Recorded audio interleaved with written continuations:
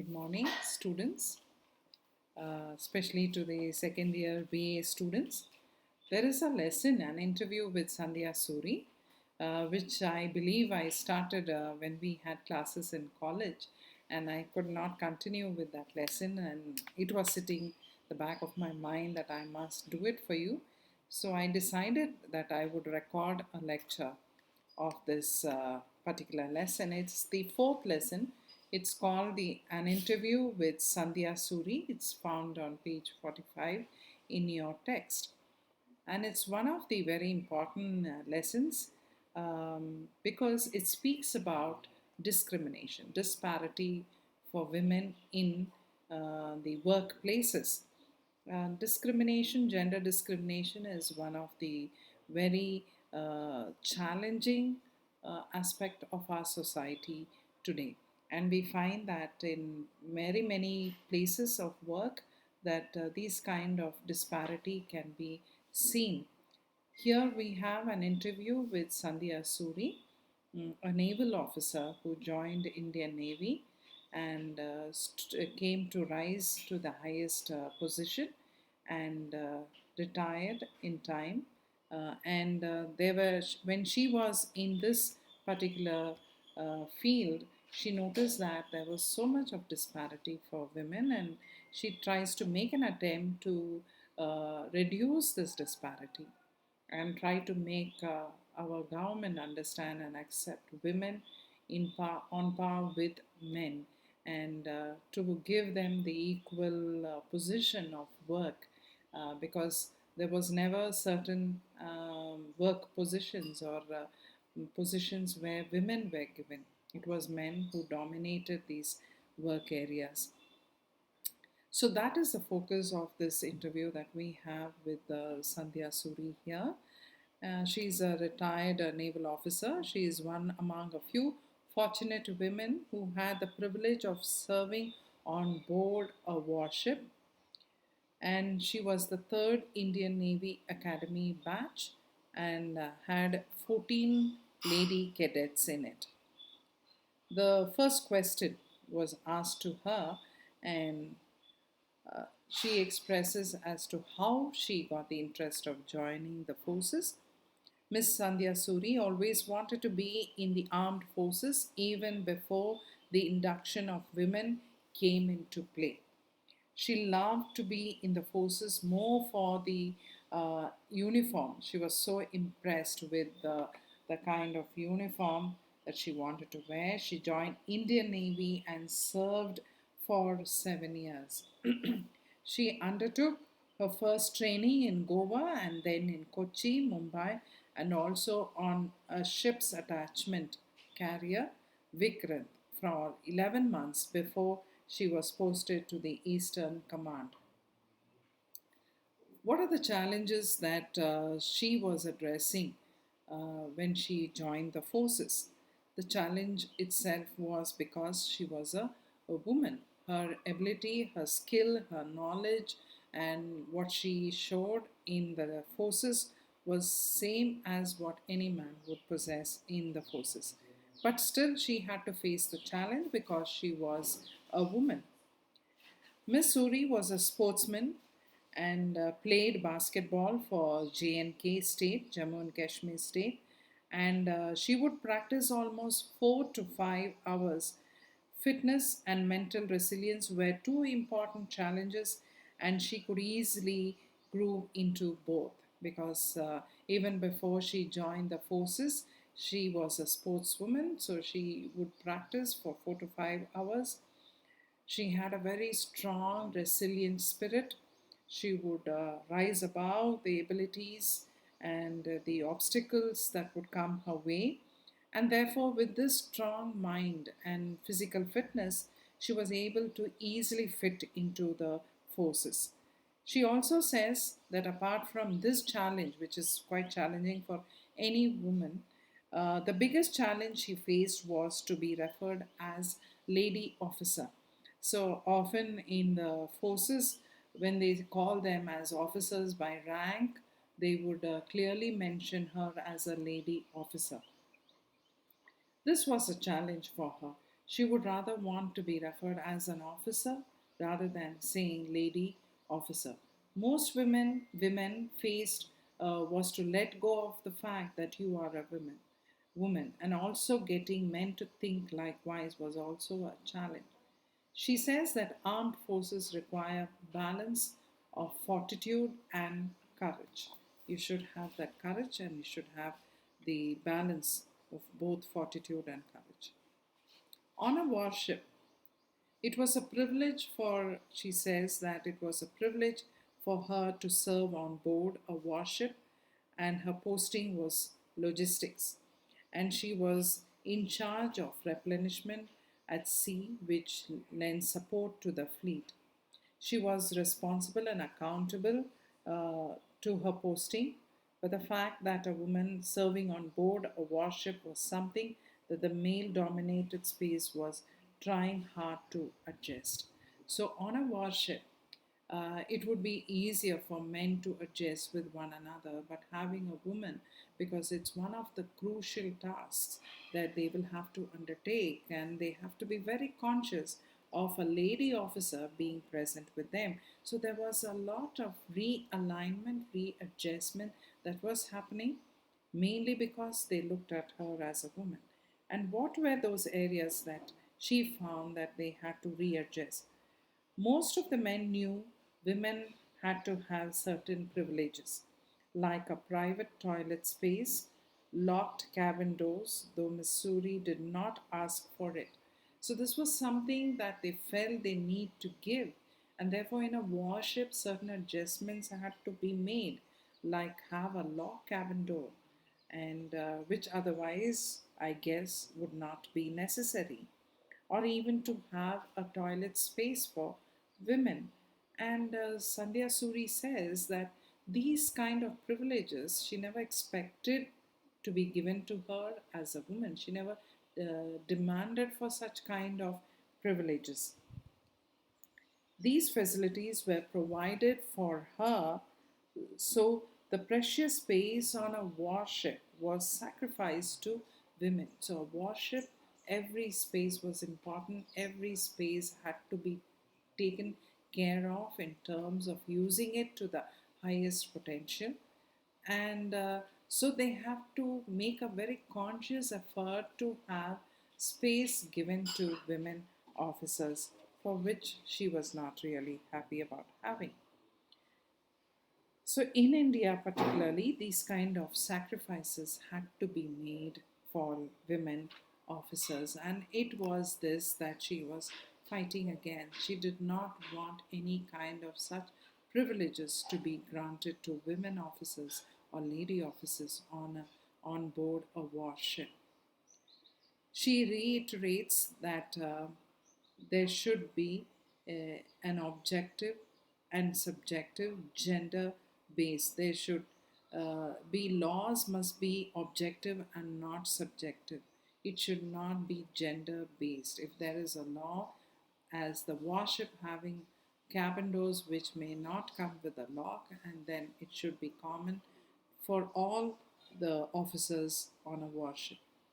She is against asking for any kind of privileges for women in warships. She thinks serving Indian Navy is not a job or career but a privilege serving her country.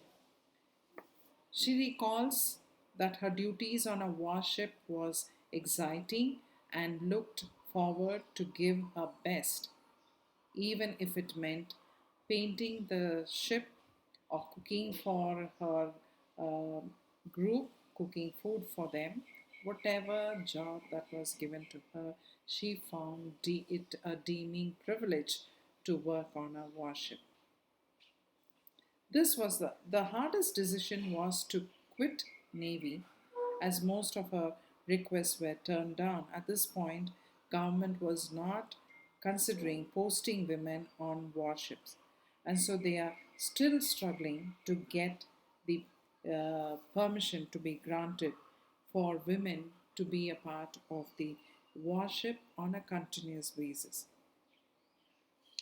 During her postings, Navy was still in infancy.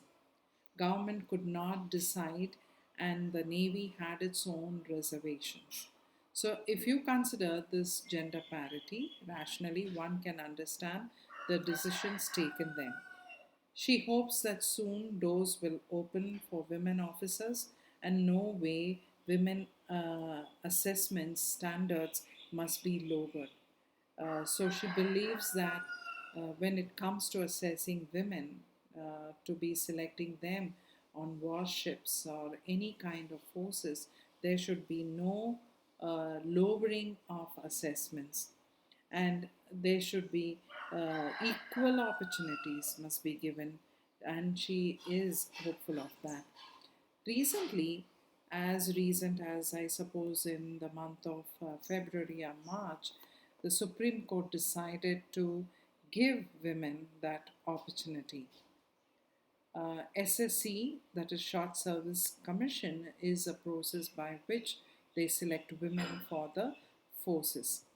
At present, combat roles, uh, the tactical operators on the maritime patrol aircraft, women officers are manning.